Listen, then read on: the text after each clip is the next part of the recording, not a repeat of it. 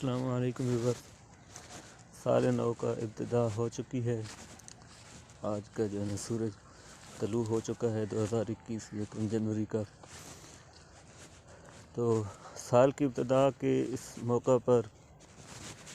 میں جو ہے نا آپ سے دو باتیں عرض کرنا چاہوں گا کہ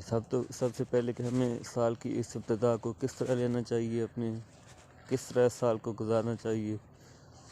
اور دوسری بات کہ یہ نیا سال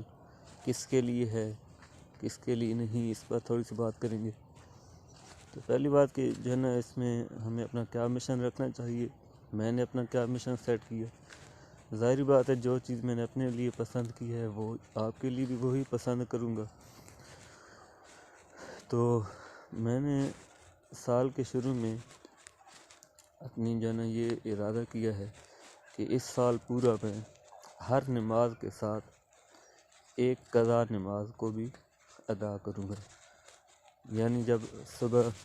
فجر کی نماز پڑھی میں نے تو اس کے ساتھ میں نے 2 فرض ایک قضا نماز کے بھی پڑھے،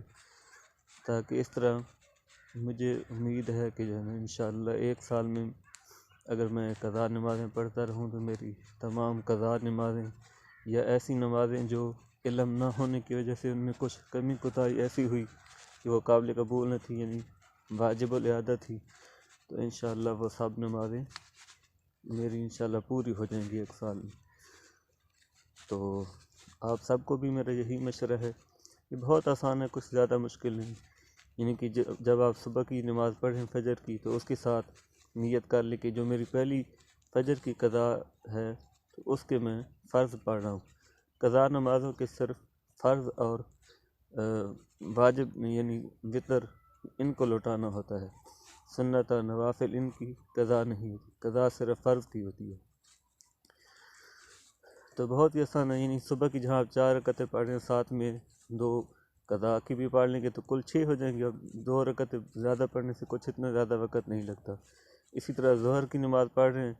تو اس کے ساتھ ہی آپ 4 رکعتیں فرض نماز کی پڑھ لیں، جو یعنی آپ کی پہلی ظہر کی نماز قضا ہوئی اس کی نیت سے۔ اسی طرح عصر کی نماز پہ جائیں تو عصر کی نماز سے پہلے قضا نماز کے عصر کے 4 فرض ادا کر لیں۔ اسی طرح مغرب کے 3 فرض ادا کر لیں مغرب کے فرضوں کے بعد، اور عشاء کی اس کے 4 فرض بھی ادا کرنے ہوں گے اور 3 وتر بھی ادا کرنے ہوں گے۔ تو میں جو ہے نا اپنے اس مشن کو شروع کر چکا ہوں آج صبح سے، یعنی 2021 کی پہلی فجر کی نماز سے میں اس کو شروع کر چکا ہوں۔ تو آپ کو بھی دعوت عمل دیتا ہوں، خود بھی اس پر عمل کریں اور اپنے دوسرے بھائیوں کو بھی بتائیں، کیونکہ حدیث پاک کا مفہوم ہے کہ قیامت کے روز سب سے پہلے نماز کا حساب ہوگا، اور اگر نماز جس کی پوری نکل آئی تو اس کی باقی اعمال بھی پورے نکلیں گے، اور اگر نماز میں کچھ کمی پائی گئی تو اس کو نفلوں سے پورا کر دیا جائے گا اس کمی کو، اور جس کی نماز خراب ہو گئی تو وہ نامراد خسارہ میں ہوگا۔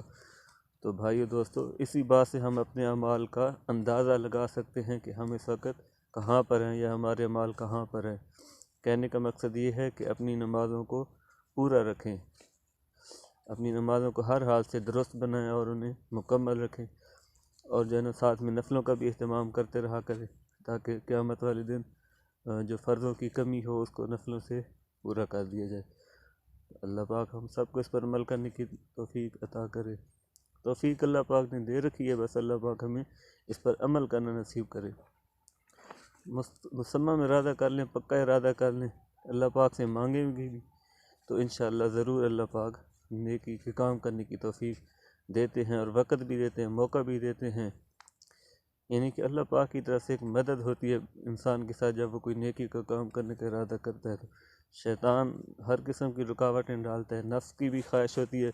کہ آسانیاں اور آسائشیں ملیں، مشکل کام نہ کرنا پڑے، لیکن یہ ایک عمومی بات ہے کہ جو ہے نا نیکی کا کام تھوڑا مشکل ہی ہوتا ہے، لیکن بہرحال اس کے ثمرات شہد سے زیادہ میٹھے ہوتے ہیں۔ تو دوسری بات ہم نے